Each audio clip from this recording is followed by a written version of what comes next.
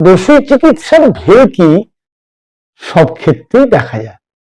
আজ বলবো যারা সুরেলা গলা চান, অর্থাৎ যারা সঙ্গীত শিল্পী, আবৃত্তি শিল্পী, তাদের সুকণ্ঠ হলে খুব ভালো লাগে। কণ্ঠের সুর মিষ্টি করতে আয়ুর্বেদে বলা আছে পেঁয়াজের রস।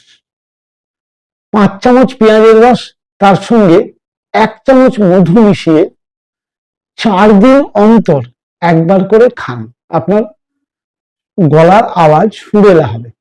হ্যাঁ, যেদিন আপনার প্রোগ্রাম থাকবে, যে আজকে আমার প্রোগ্রাম আছে, প্রোগ্রামের 3 ঘন্টা আগে 5 চামচ পেঁয়াজের রস, তার মধ্যে 1 চামচ মধু মিশিয়ে যদি খান, আপনার আওয়াজ সুমধুর হবে, মিষ্টি হবে, গলার ডেপ বাড়বে, গলার উপরে লোভ দিতে পারবেন, আপনার স্বরভঙ্গ হবে না।